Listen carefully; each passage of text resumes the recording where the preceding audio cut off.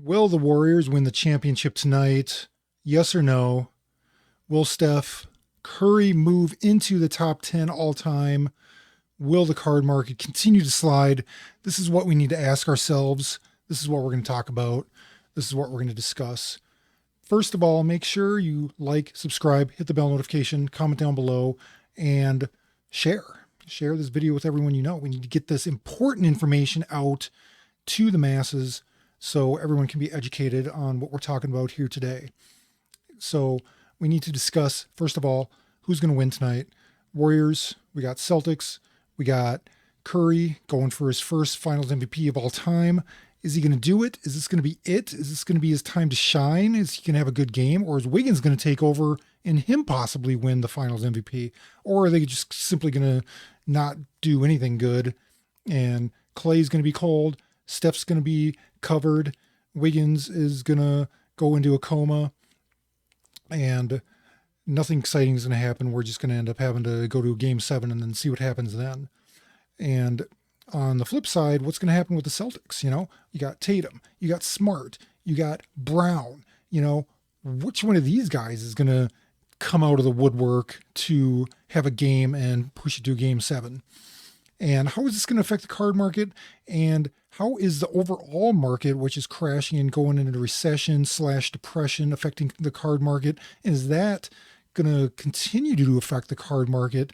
Or is the economy going to turn around and in contrast, in return, in whatever, is that going to cause the card market to turn around as well and also go back up? Or are we even having a card market crash, or is it just the modern guys that people are starting to not care about as much? And that would actually be my argument. And that's something that I've preached on this channel for quite a while, is that, listen, the modern stuff is very fickle and the modern market is fickle. And some of these players are fickle too, if you think about it. I mean, you gotta think about, a lot of these dudes that were hot and are now not. I mean, when was the last time anyone mentioned anything about Lonzo Ball? What happened to him? What team does he even play for these days? I don't know. I mean, you got LaMelo, but I mean, people are starting to get bored of him too, because he's not winning MVPs, he's not winning championships, he's not doing anything right now. He's in Cancun chilling because he's not in the playoffs. But yeah, he's young. That's why people still have hope and think he has a lot of potential. Listen, he's just the new kid on the block. He's got crazy hair, he looks funny, he plays a little different than what we've ever seen before, but that doesn't mean he's going to be an MVP or a champion in the future, which basically tells you right there that his cards are not going to be worth really anything. I mean, if you're paying like hundreds and thousands and millions of dollars for a logo patch auto, one of one gold refractor, PSA 10, blah, blah, blah. I mean, okay, yeah, go ahead, and we need retail buyers in this market. We need that. We need that to bring excitement and hype to the market. We need hype to balance out the stability of vintage Hall of Famers, established guys. That's what the smart money is going into right now. And that's really where we want to be looking right now too. Look where no one else is looking. That's what we need to look at. All right. No one else is looking at AD right now. No one is looking at Westbrook right now. No one is looking at, you name it, Pascal Siakam. No one's even looking at LeBron right now. I just heard about a sale, and correct me if I'm wrong, but didn't a LeBron rookie just sell for $1,100 in a BGS 9? Okay, the Topps Chrome. Okay, that used to be like a $7,000 card. And I know BGS sells for less than PSA, obviously, but, I like BGS personally. I have no problem with BGS. BGS is good. They have nice, thick holders, plus a little plastic sleeve inside, which protects it even more so humidity doesn't get in there. What if the person you're buying it from dropped it in water? The label doesn't get all warped and, wrinkly and gross like some of the old PSA labels. And maybe the new ones will too eventually at some point. I don't know. I mean, we don't know what's going to happen with these new PSA labels. There hasn't been enough time to really see what is going to happen in the future. And just like we don't know what's going to happen with LaMelo Ball in the future, we just don't have time to see. But a BGS case, there's nothing wrong with that. They've been around forever. So why are people hating on BGS? I mean, there's fakes being, missed in by all the grading companies. You can't help it.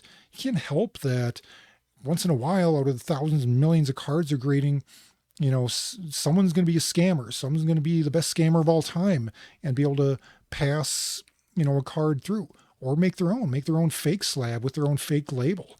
But, do your own research, know who you're buying from, check the serial number on the card label, and then that will give you a little bit better idea of what you're buying into and if it's going to be a good investment. Chances are you're not going to get scammed most of the time if you're buying a graded card. But I'm just saying, like, look at all the different grading companies. You should be buying the card, not the player. Now, that being said, I'm probably not going to be sending my cards into one of these alternative graders other than PSA anytime soon because the value just isn't there. But on the flip side, as a buyer of already pre-graded cards that have been sent in and graded by someone else, and now I can get a discount on them because they sent them to an SGC or CGS or BGS or whatever three number, acronym you want to say. HGA, does that company even exist anymore? Are they bankrupt? I mean, that was kind of scammy. Are they really using like some sort of artificial intelligence to grade cards? We don't even know. I mean, everything's a question mark. Everything's up in the air. I mean, I know BGS. I used to send my cards into BGS. I used to be a BGS guy. So it's like, hey, the market is still dipping on LeBron. It's been dipping for a long time, just like the market's been dipping, crypto's been dipping. Most dips happen fast, whereas the run up takes a while. Now, we don't always see that. Sometimes the run up happens fast and then the dips take a long time. But after you've been sitting and waiting for something to dip and go down and keep going down and plunge and plummet, and there's just like no hope that anyone will ever, provide liquidity into this market again ever in our lives. That's the time where all of a sudden everyone's given up and then it starts to go back up. Why? Because there's no more sellers left. If there's no more sellers, then how is it going to keep going down? There's no one left to sell. Everyone has sold. Everyone's given up. Even the people who were the most diamond-handed dudes out there, holding on to their assets, whether it be stocks, crypto, property, sports cards, collectible coins, stamps, art of a speculative painter, all that can just crash in a market if it's speculative and people just want to get their money out. Well, guess what? That's not doing you any good in the long run because money isn't worth much anyway either. I mean, once gas is over $10 and, a dozen eggs is over $15, then we're going to be looking at this money that we sold something that had value and scarcity and demand to get some worthless fiat currency. And we're going to be like, well, that wasn't such a great move either because now I just spent all my money on a dozen eggs and a tank of gas and I have nothing left. I have no LeBron James rookie refractor. I have no silver coins. I sold off my stamp collection and my Picasso painting and I'm just sitting here with nothing.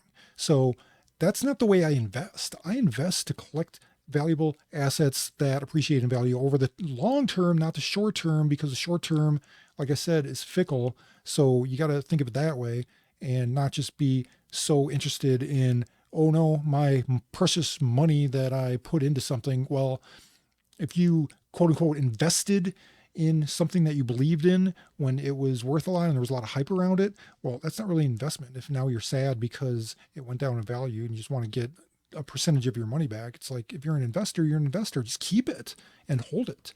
I can't tell you like what you're going to be able to have after years of buying a little at a time of whatever you're most interested in. And then all of a sudden you look at your collection of whatever it is that you bought, your precious stamps, your LaMelo Ball rookie cards that you wanted to buy. You're going to have a lot of that. So when you look back, you're going to want to look back and be like, wow, cool. I bought a crap load of LeBron cards or Jordan cards or Mickey Mantle cards or Babe Ruth cards or Willie Mays cards. That's what you're going to want. Okay. Not some guy who flamed out, got injured, got stuck with the wrong team in the wrong city with the wrong fan base and the wrong mascot and the wrong cheerleaders and the wrong popcorn vendors. Okay, that's not going to make you any money. Okay, because no one's going to care about collecting them anymore. Another person is going to come along and steal a spotlight because they're a new hot young rookie.